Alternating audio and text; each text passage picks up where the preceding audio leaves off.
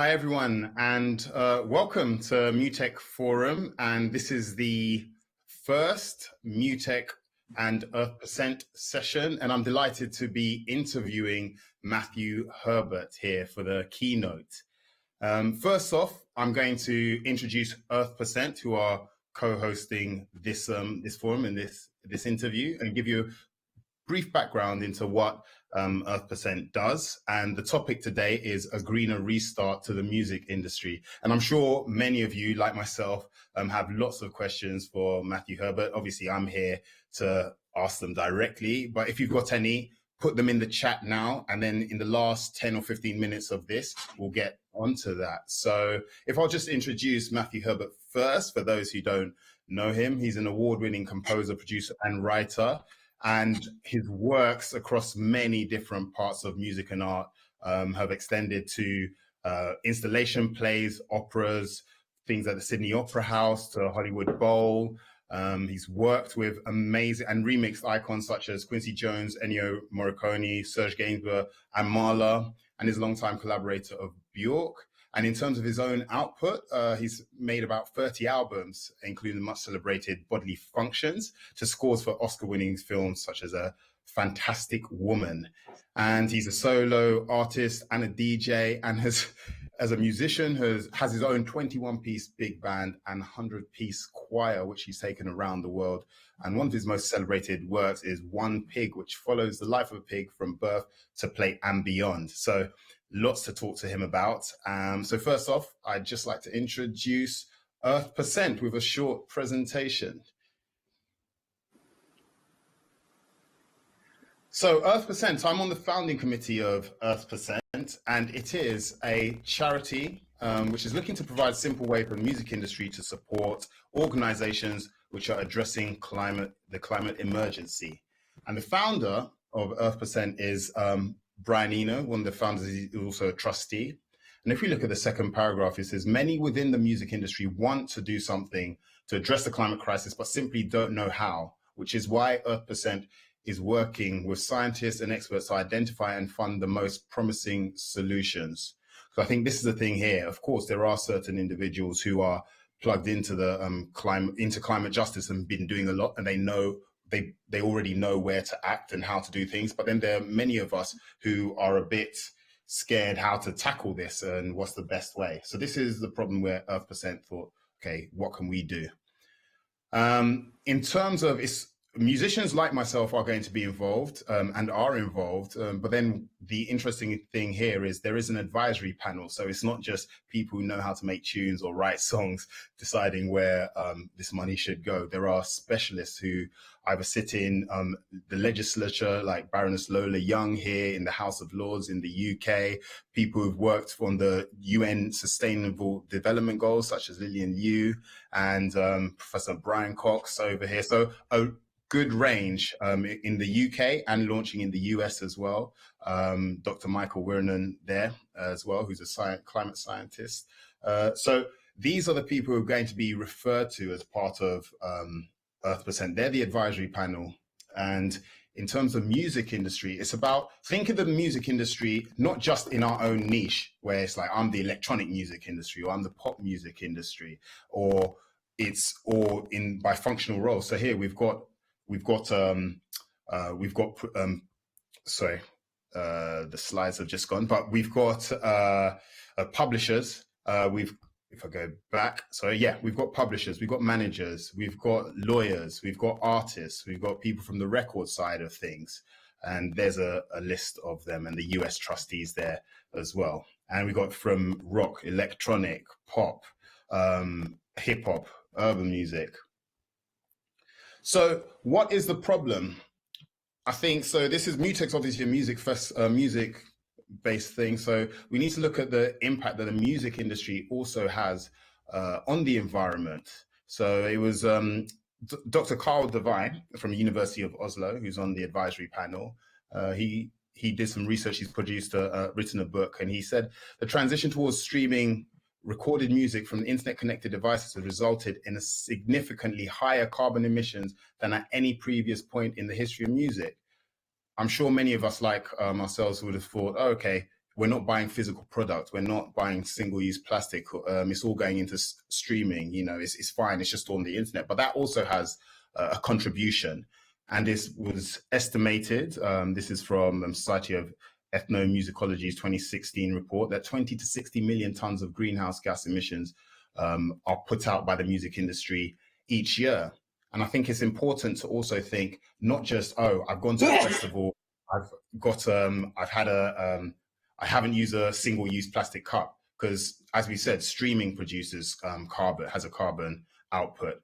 Venues, touring, which I'm sure is going to be covered later in the forum, festivals and live music staging, also the merchandise, the CD and vinyl, and other different ways in which we are, as consumers, as musicians, as individuals, as companies, as businesses, we're producing carbon. So we need to look at that and tackle that, and not just think, oh, okay, where one side of the industry is okay. Now, if we look in terms of money going back into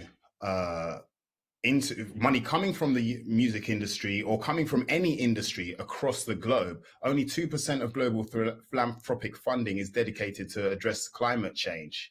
So that's not going to, arguably, climate change is our biggest challenge for this generation, anyone who's on the planet right now. So if our philanthropic efforts are only at 2%, we're in dire straits, and which is why something like EarthPercent is needed to increase that 2% to something which is actually going to do something, make an impact.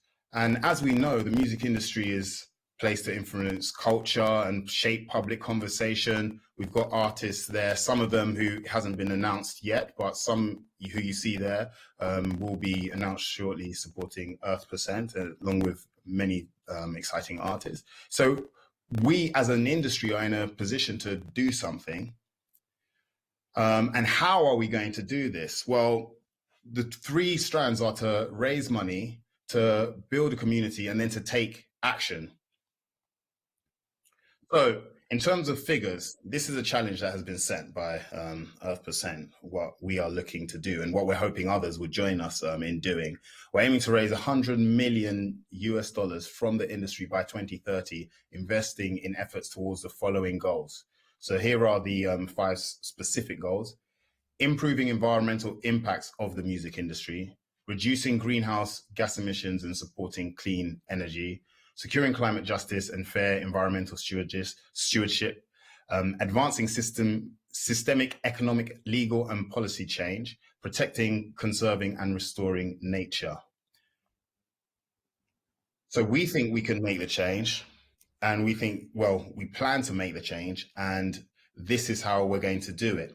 We're going to looking at the music industry as a whole. So as I was saying, whether it's the artists, whether it's from the live side, whether it's recording, whether it's songwriters, publishing and merchandise, if individuals, organizations, and anyone who's associated to the music industry could commit a percentage of their revenue to EarthPercent to then distribute to impactful organizations in the following areas, in those focused on industry change, so change within the music industry itself, those focusing on empowering the community. So that's the wider, it's not just musicians, it's all of the fans, the people who make our music industry run.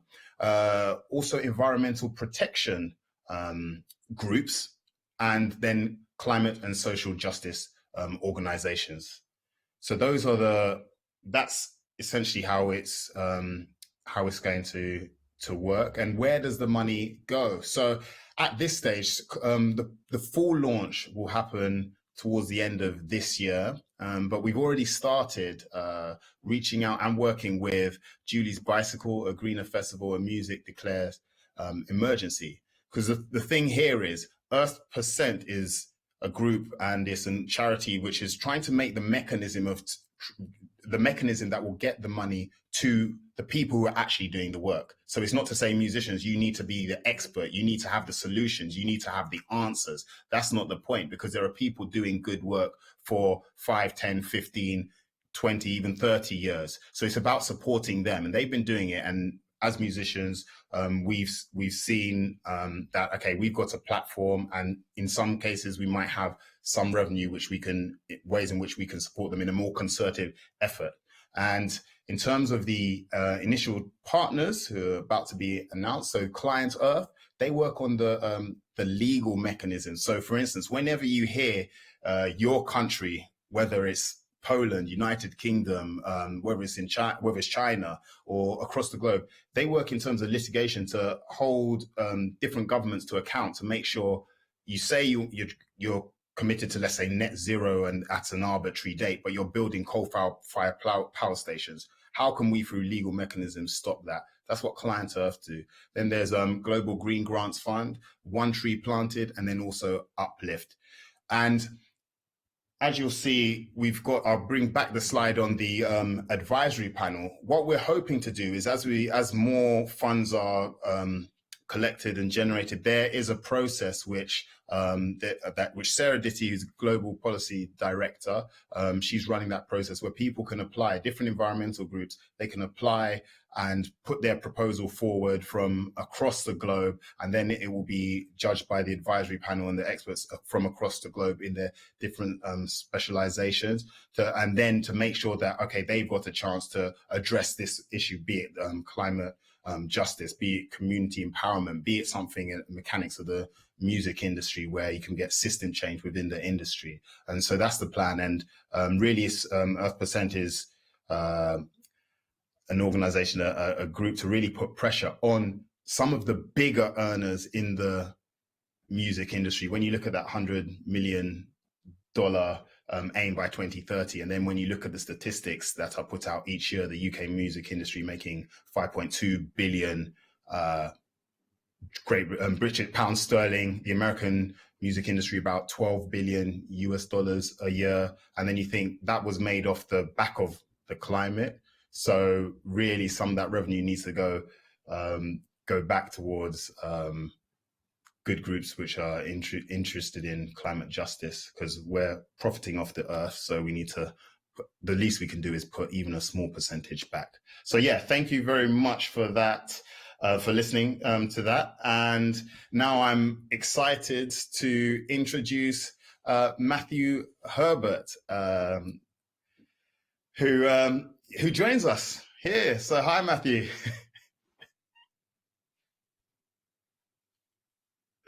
Holidays, so my family are downstairs trying to be quiet. I'm on the floor on a beanbag, and my neighbours decided to do DIY next door. So it's sort of like it's win-win-win. It's going to be great. Yeah. Well, I've just sort of introduced EarthPercent there, and obviously it's a new charity organization which is just starting up. Obviously, Brian Eno himself and others have been looking at this thing for longer, but you are another individual, legendary British producer and artist who's been looking at all these things way before I myself had been getting involved. And I believe even at school, did you volunteer for Greenpeace or something like that? So what I'd like to ask you is, over this period of time where even through your art, you've been looking at different justice issues and the environment and consumption and the like, how do you think things have changed? Has it improved or not improved in terms of the climate justice movement? It seems more prominent now. Is that good? Are they good things? Are they bad things? How would you say?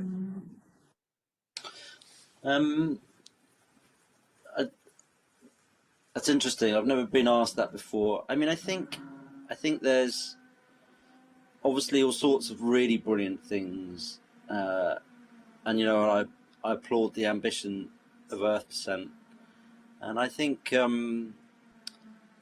it's really frustrating having been 13 in I was born in 1972, so what's that, 1985, and I was writing letters trying to ban plastics, disposable plastic stuff.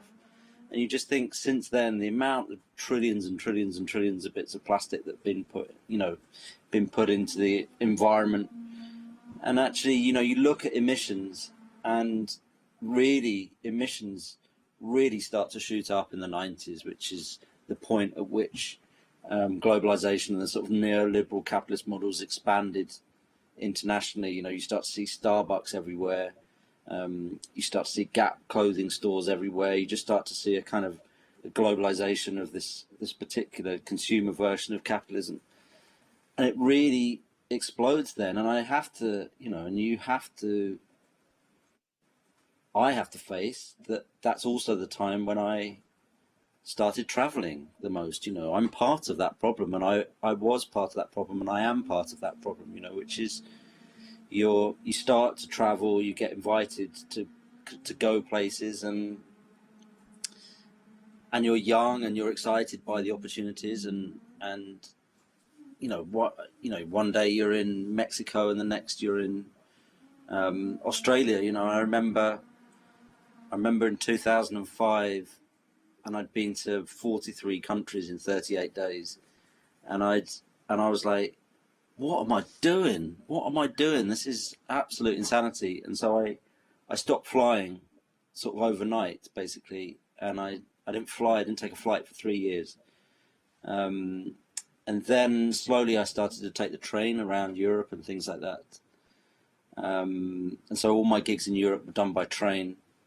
And then I would go to Japan or somewhere like that, sort of once a year.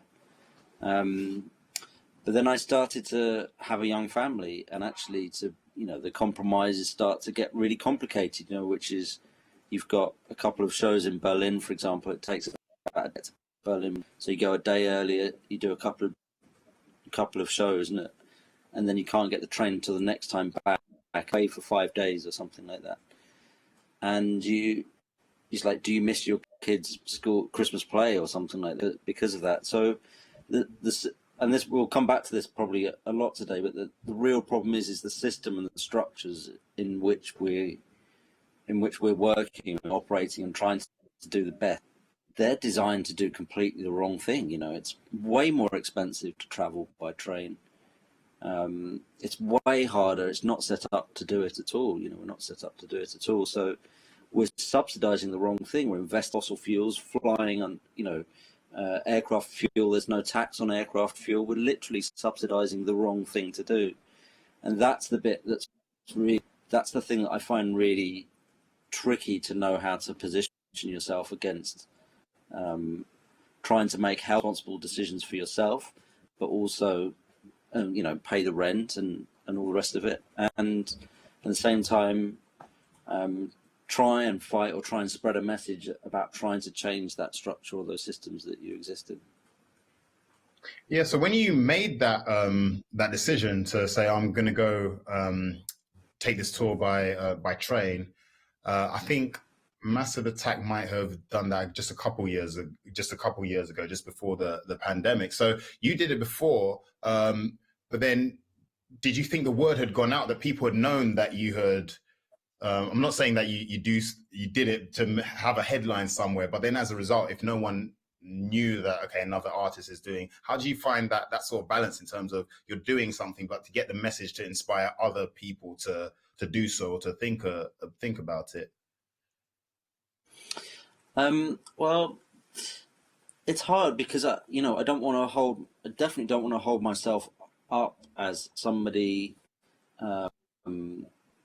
above criticism, or in any way doing things better or you know, better than anybody else. It's not sort of really about that. It's trying to kind of, you know, one of the jobs of an artist is to create these connections, you know, to find a connection between different stories or different worlds or different cultures.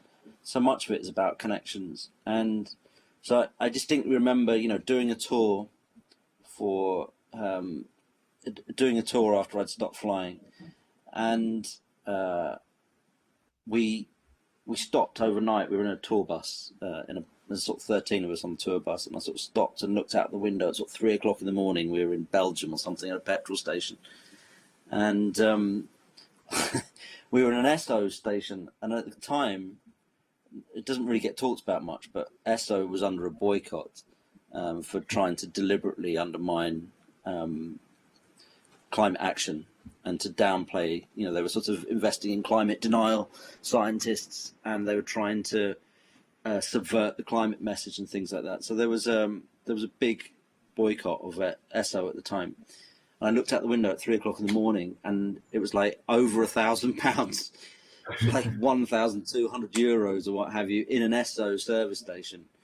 And I'm like, oh my God, this is like, and I'd for my own car, I'd like avoided every Esso station I could for the last sort of few years before that. And there we are, just like loading up the fuel and this bus to go and play music. And it's a really, it's really tricky, because you also, part of the reason for me for making music, one of my reasons, naive as it might sound, is to try and change the world. That's what I want. That's why I kind of do music, really. And I do it for a number of other reasons, but at its core, that's, for me, that sort of, I want to try and deal with injustice, or deal with things that I don't think are fair or appropriate, or kind. And so part of what you're trying to do with your music is to spread these messages or whatever. When you think about, for example, you think about the number about deforestation that are printed on trees that have been cut down, or it's like we're all, the sort of structures and things involved with are all part of this. You're part of trying to make a change, and you want to take part in society. You want to take action. You want to be part of the conversation. And I did have a voice, or I do have a voice, and I do have power. And so part of you wants to go. At the time, I started touring a show made out of food called Plat du Jour, because when we talk about climate crisis, actually we're talking about diet, because the number one cause of emissions is the food industry. So actually, when we talk about climate change, we're talking about what we eat. And so for me, that was really important. So I did a whole record out of the food industry. And then you get offers to go and tour it. And in fact, I came to MUTEK in Montreal to do the performance. And then so you think, well, you have to sort of weigh up, is it worth it? Is it worth it flying to Montreal, all the emissions and things like that, to try and make a change or something like that? So it's a constant battle about trying to work out what the right thing to do is. Yeah. I think what a lot of people forget is artists are people, and they're just like normal people who, might have a certain skill, and normal people, as you said, where it's that you got a family, you might have partners, you might have parents, you've got dependents who, you need to give them time as well. And I do think, people forget that artists exist in an environment as well. So the question which I've got now is, when you look at like COVID, the pandemic now, which has stopped, because before, even myself, I couldn't imagine not being able to travel, even if it's just like a writing session, or even if it's just a meeting where you could actually fly across the Atlantic just to meet somebody.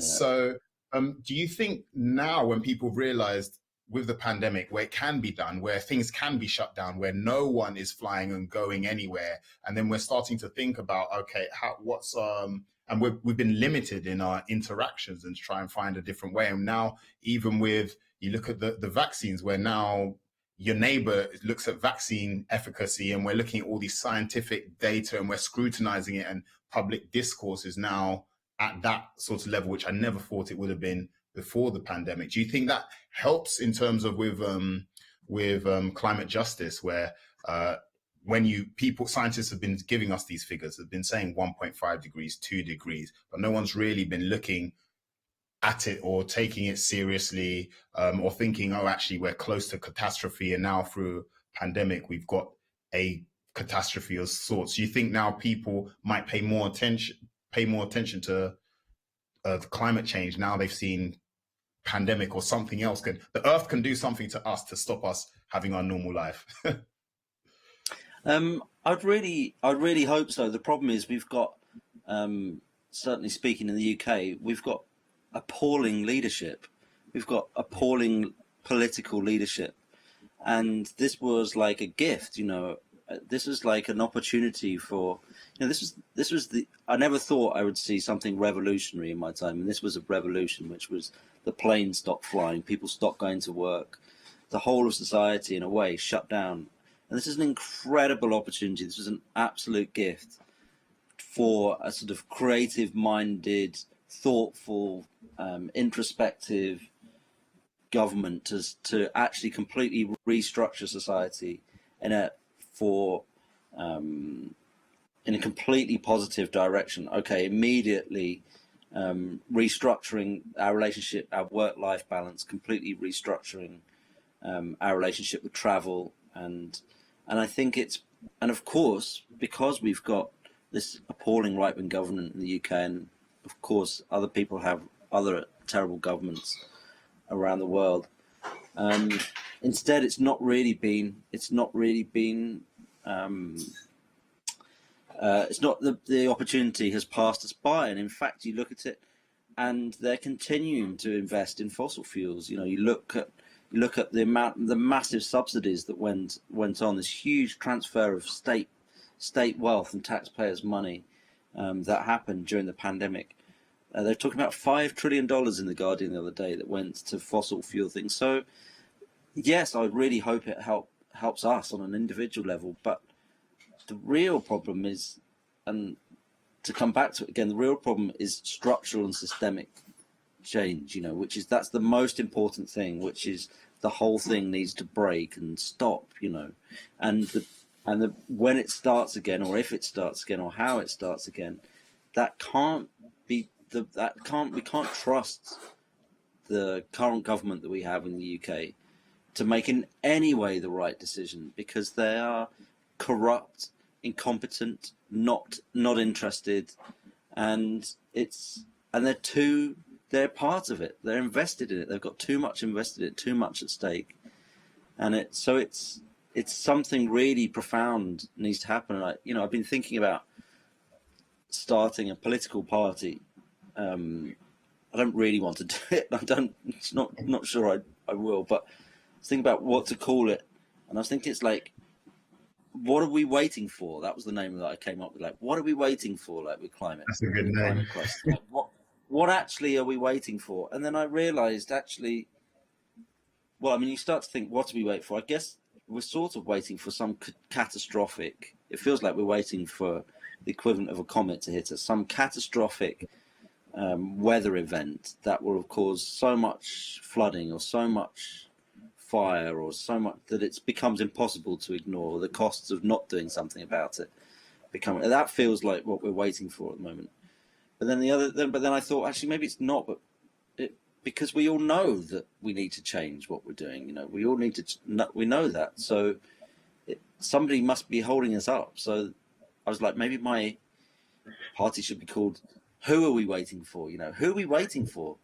Like, who are we waiting for to like? Are we waiting for Are we waiting for Gandhi, or are we waiting for Nelson Mandela, or who are we waiting for? Are we waiting for a leader, someone to stand up and say, "This is completely fucked"? You know what I mean? Like, we are shopping ourselves to death. We are going on holiday to death. We are listening to music to death. We are eating ourselves to death. Everything that we do pretty much at the moment is having a negative impact on our life chances.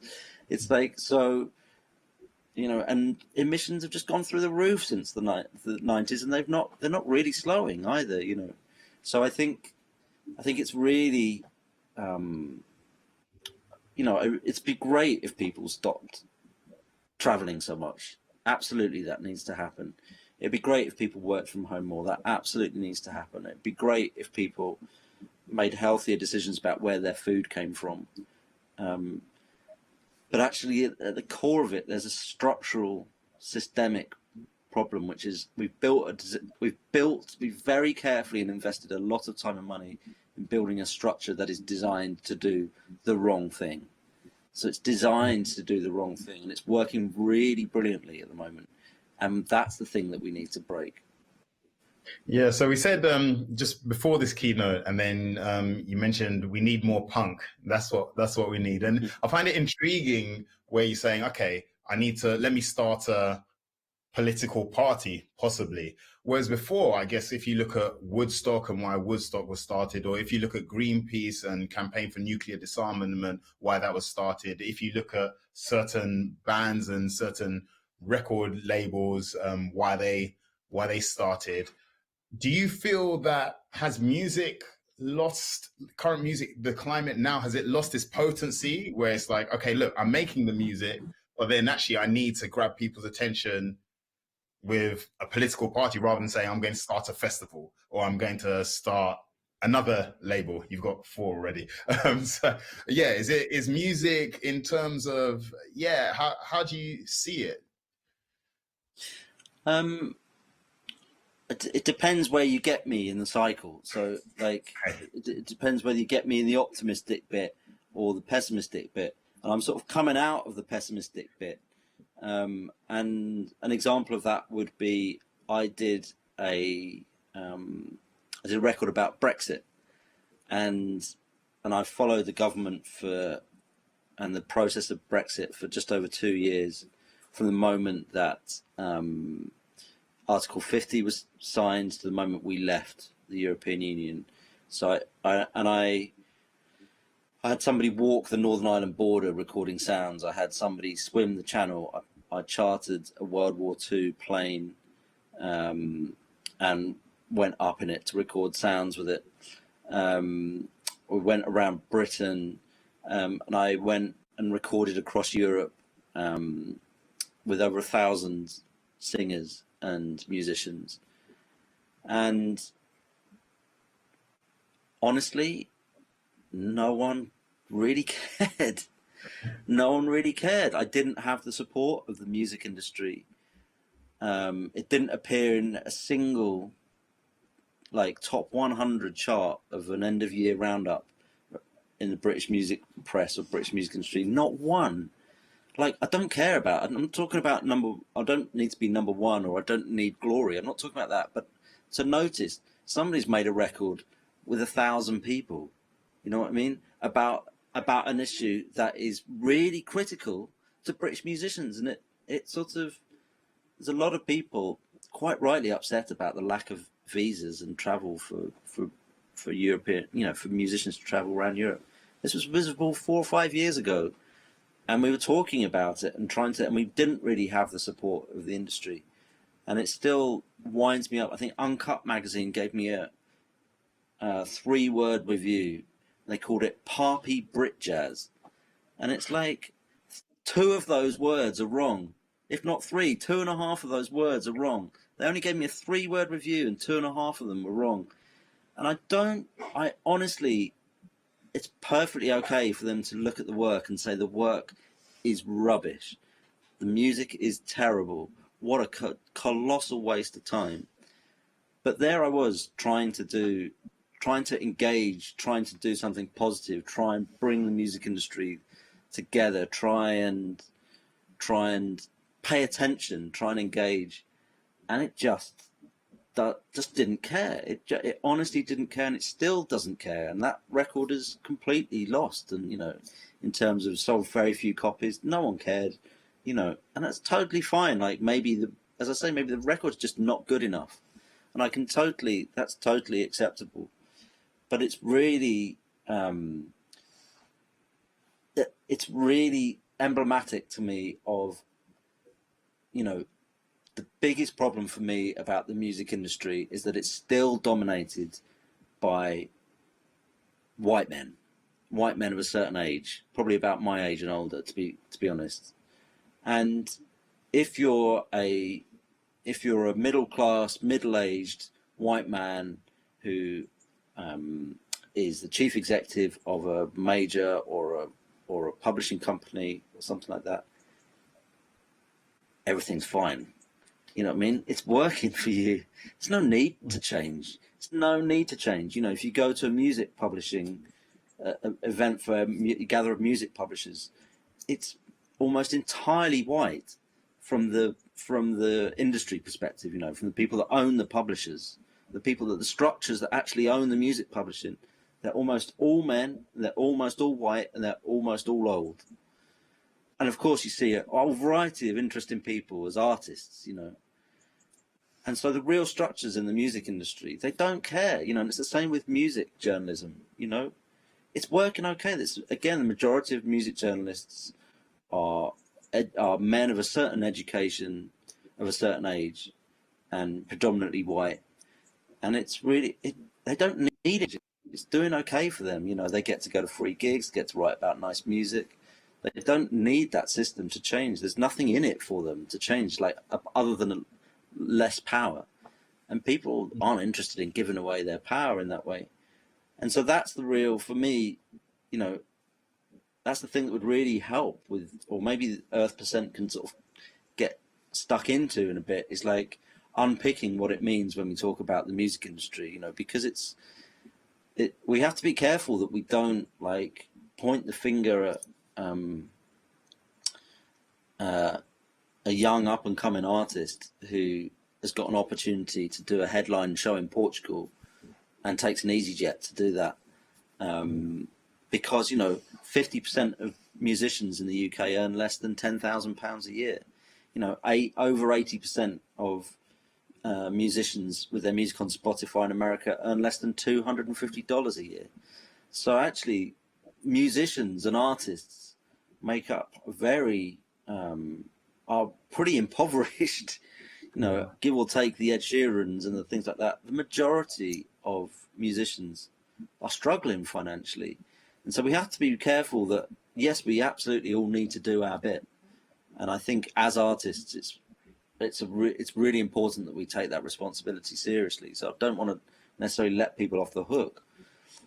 But actually, you know, there's a whole layer of the music industry that's doing A-okay and is not interested in change. It's really not, you know, it's really Yeah, because in fact, I mean, in this pandemic where the whole, and I'm sure you've got friends and people you work with in the electronic side of music, and yeah, when live and nightclubs, I'm not sure when nightclubs will come back, even if you wanted to stay local. I think it is interesting. So in this pandemic, I think the revenues of the majors have gone up through streaming.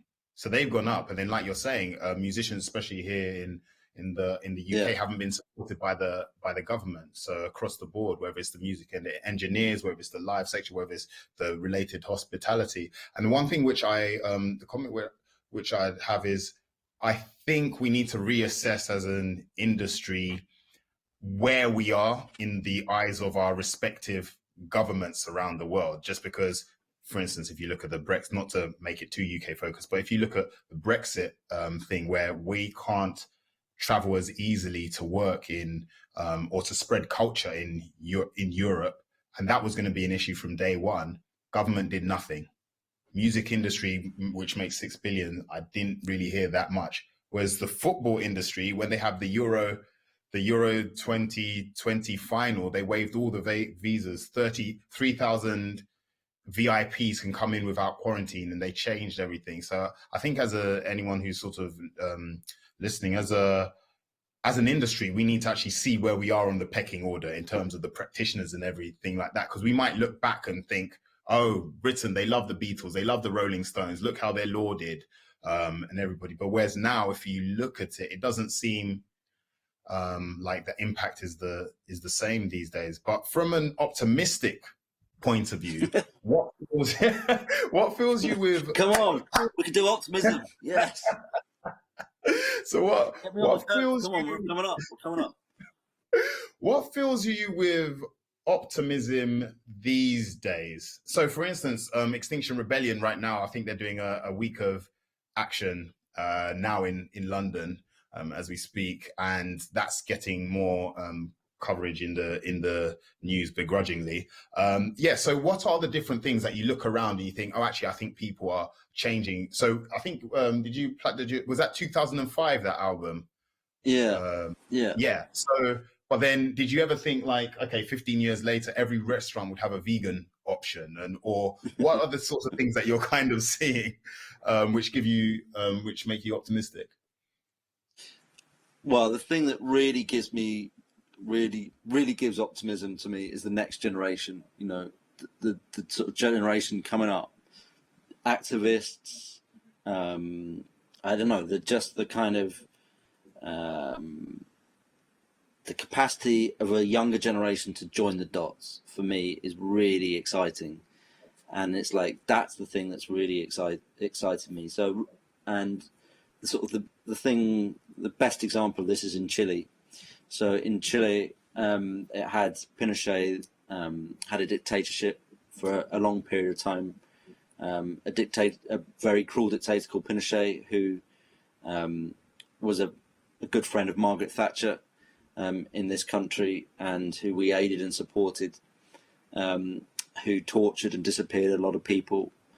And he created a constitution, and he died a few years ago, and he's been out of power for a while, but they still had the same constitution. And so people started protesting for the right for a new constitution. They wanted a new constitution, came out into the street, and the full force of the state came out and tried to suppress it. And so tear gas, you know, when I was there, they were firing tear gas at us, things like that, and shooting people in the eyes as well. So it became very symbolic that they were shooting people in the eyes. There's quite a lot of protesters blinded by these protests. Eventually, it worked, and the people got a referendum to have a new constitution, which was duly approved. And then they went to the next stage, which is like, well, who's going to write this constitution? So they had a new set of elections for that, and they have set 100. There's 100 people for. I'm hoping this is right. I read this a few months ago. Someone might tell me that I've got the numbers wrong, but the principle was something like 100 members of this that would write this new constitution, of which 50% had to be women, and there had to be representation from the indigenous population as well. And actually, they had so many votes for women that they actually had to artificially put men back into the constitution, because otherwise it would have been almost predominantly women. And there's 17 members, or 17% of it is made up of indigenous communities, and they're writing the new constitution. And it's the first country in the world to write a new constitution in this way, with parity, with representation from the indigenous community. And for me, the really exciting thing about Chile is that they have conjoined the problems that we have. So the revolution and the constitution and whatever it needs to be feminist, it needs to be anti-capitalist, and it needs to be environmentally sound. And they've combined the stories, like it's all, you know, it's all linked, you know. And I think the new generation understands that, and that's what really excites me, you know, which is the relationship between the Black Lives Matter movement and climate justice, and still the need for feminism, and so on and so forth, and joining those dots and coming together. And that's the thing that really excites me. And I was reading about a new initiative. I think it's called the Green Deal Initiative, or Green New Deal Initiative. Again, sorry, this is UK focused, but where they were saying, there's a group of young people saying, all we've known is crisis. You know, if you're a millennial, you'd have had the war on terror, followed by austerity, you know, financial collapse and austerity, then Brexit, the COVID, and of course the climate crisis under that. All they've known is instability and injustice in a way. And they're like, why would we possibly recreate that structure? Why would we support a structure that can contain all those different dramas and crises and yet still function and still keep exploiting? And so for me, that's the really optimistic is that next generation, you know, because I think they see it much more clearly than the older generations do, who are still inherited so many structural ways of thinking, or sort of embodied or personified or taken on the idea of capitalism and work and how it all fits together. Yeah, I mean, I completely agree because similarly, my parents are from Uganda, so they were born during colonial rule. So, and I think a lot Yeah, of the African diaspora, our parents were, all these countries didn't even exist, and I think that's why we're seeing the fractures. I know you did the album with Libya in Libya and stuff, and when you see all of these different hangovers from neo-colonialism, and everything like that. And I think that's one thing which hopefully with EarthPercent to get more indigenous voices from across the globe, because it's a global issue. And when a lot of these things, if I was, born in London, grown up in the British capitalist system, um, if we hit some of the solutions are already there. Like for instance, when you look in Australia and you look at all the wildfires, the indigenous people knew how to manage that things for thousands of years. When we look at in America, you look at the Dakota pipeline and how it's indigenous communities which are stopping that in America, and also oil pipelines in Canada as well.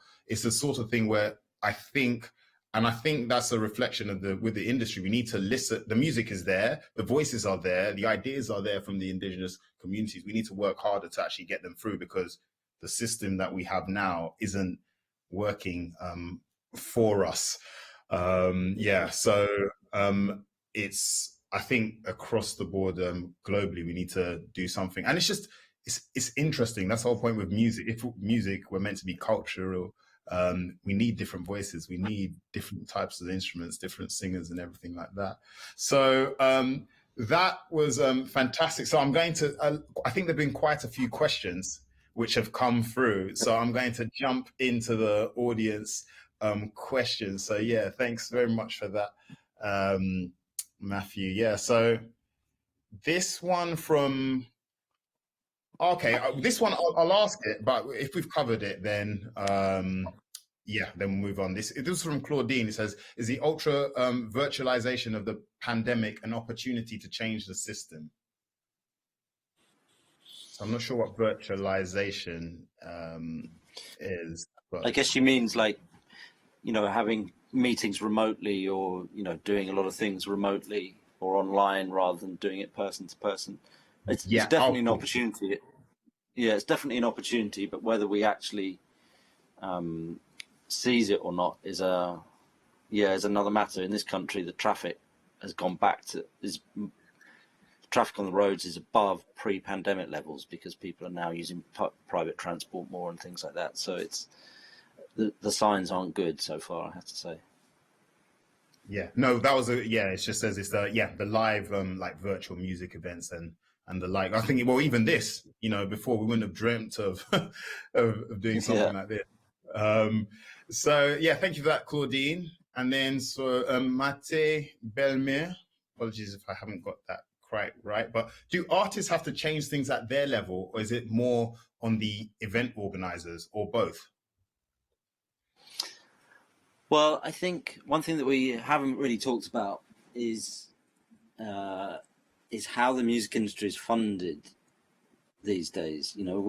That's been a huge shift in my time. Which is when I first started, if you worked with a brand, you were a sellout, and it's like your integrity was questioned. It's like you weren't in it for the art, you were in it for the money. Or you're in it for the glory or the fame or what have you, or that it was, sort of somehow cheapened your work. Whereas now artists are actively courting brands, actively trying to create music that would work on adverts, or trying to pitch themselves to sync companies. So one of the real shifts in my time as well is like a lot of independent record labels that I know stopped releasing music and turned themselves into sync companies. So a sync company would be to take their catalogue and try and pitch it for advertising.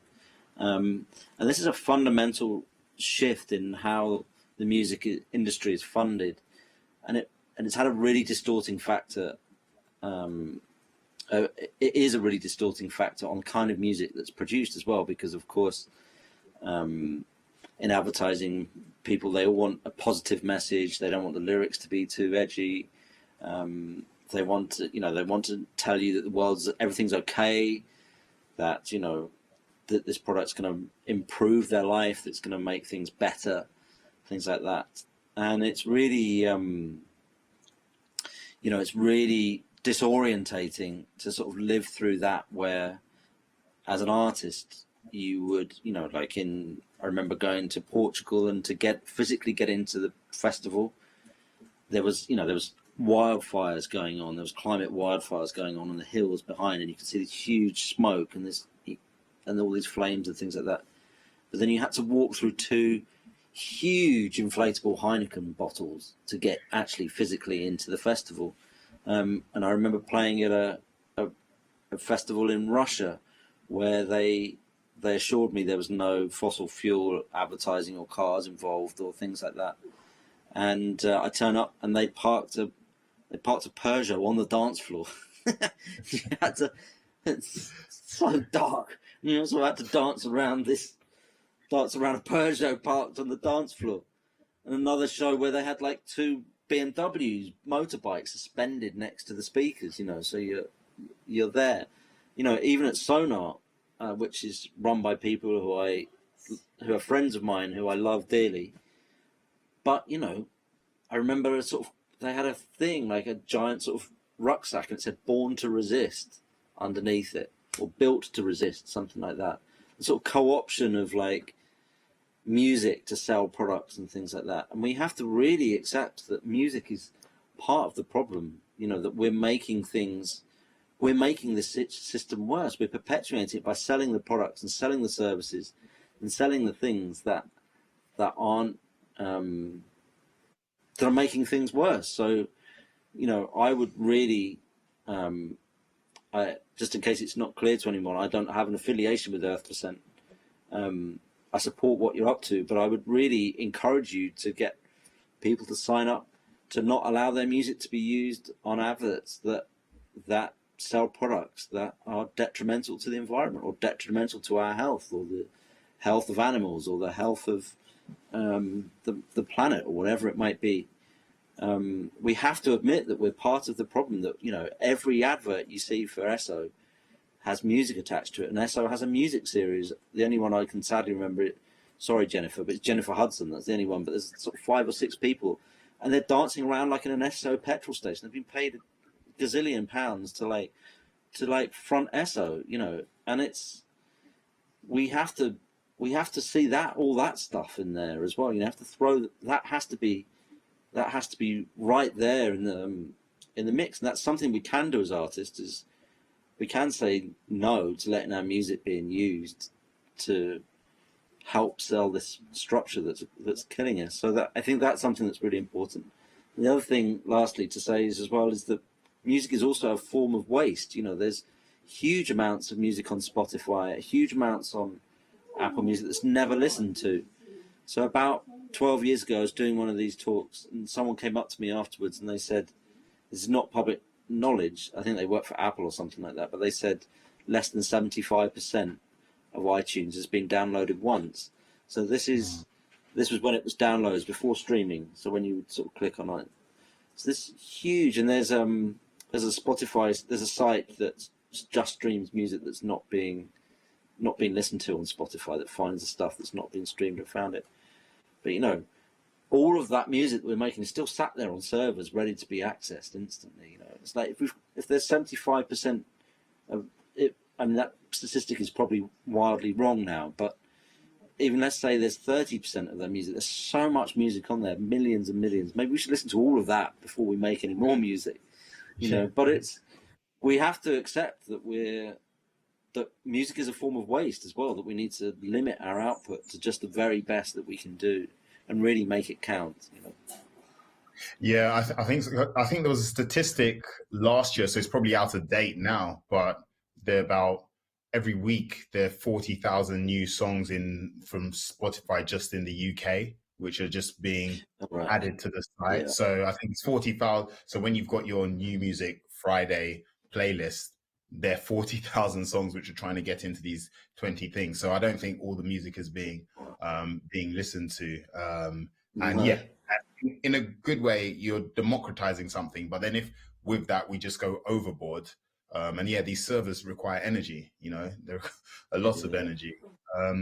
I think that's a really good point in terms of mute, and that's something to think of at EarthPercent because over here in the UK, I'm not sure whether it's spread further afield. We have got that campaign, Stop Funding Hate, where for advertisers of from companies, we're saying don't advertise on these channels in these newspapers, which have a particular slant, which is actually just hateful stuff, really. So if there was an equivalent for music, I think that's important. Stop selling shit. Yeah, yeah. Stop selling shit. I mean, it'd be brilliant if that was part of it, you know. And it's noticeable too on your slide. We've probably, I think, on your third or fourth slide, you had a list of things about the music industry could do. I can't remember exactly what it was or what have you, or you'd categorize, EarthPercent had categorized like different areas of music, but completely absent from that was music and advertising. And actually, that's the thing that generates the most money for artists. You know, you don't make any money from, unless you're Ed Sheeran, you don't make any money from streaming, and you don't make any money from record sales or people buying it.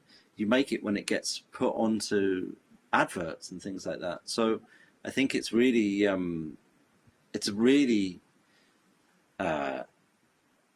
even if like YouTube, the tiny bits of money we get from YouTube, that comes from advertising. You know, they make you watch a crappy KFC ad before you can watch the bit of music that you want to, or hear the bit of music that you want to. So even the money you get from YouTube is even worse. You know, they're one of the worst payers, and yet that comes from advertising as well. So we're selling. You might want to listen to a piece of music of mine, but you're inadvertently like propping up KFC. You know, and it's really. It's for me, it's a glaring omission on the list of like actually what is music actively doing to support the structure, and we have to be honest and say it's doing quite a lot. You know, imagine a festival without sponsorship. You know, when was the last time you went to a festival without seeing brands everywhere? It hasn't happened. You know. I think that's a big question to bring up, and it's the uncomfortable one. So, for instance, with the Science Museum here in London, their climate change exhibition, I think, was sponsored by an oil company. Yeah. BP Channel 4 for the Paralympics going on. They've just pulled BP as one of the sponsors from that, and I think you're absolutely right in terms of the amount of money which is coming from sponsorship, advertising, and even from different oil companies and polluters, heavy polluters. I think that's something which we definitely need to challenge and highlight. So our hour is almost up. I've got one quick question. I'm not sure. This is from Gabrielle. It probably won't have a quick answer, but I'll try anyway. Would going back to our local scenes be the solution? It would definitely be a solution, and I think more than anything else, I think it would make music really exciting again. You know, because like, you know, when I think my first record was put out by a record label called Mighty Force, which no one's really heard of down in the West Country, but they put out Aphex Twin's first record. They put out Mark Pritchard's first record. They put out Tom Middleton's first record. And it's just like a little record shop in Exeter. And it was just like a hub of a scene. And then you've got Warp in Sheffield, and then you had 3 Beat in Liverpool, and you had obviously the Manchester thing and the techno scene in Leeds. Glasgow. Yeah, that's right. And then you had is it Apple Records in Croydon and stuff like that for two step and UK garage and things like that. And I think that it does two things. First of all, it builds communities, which is the most exciting thing, and it brings people together and introduces people to sounds and people and worlds and musical ideas that they maybe have not experienced before. It's obviously better for the planet, and the joy of it, as I said, is the fact that you end up with really exciting musical work out of it. So that feels like a win-win to me. Brilliant, brilliant. Well, thank you very much. That was Matthew Herbert. Fantastic keynote here, greener restart to the industry, and you can join us for a panel in half an hour. So grab a drink or something. And for anyone who wants to find out more about EarthPercent, go to earthpercent.com and you'll find the socials there. But thank you very much, Matthew. That was fantastic. And look forward Nice to to seeing speak to you. Yeah, thanks, Ben. Cheers.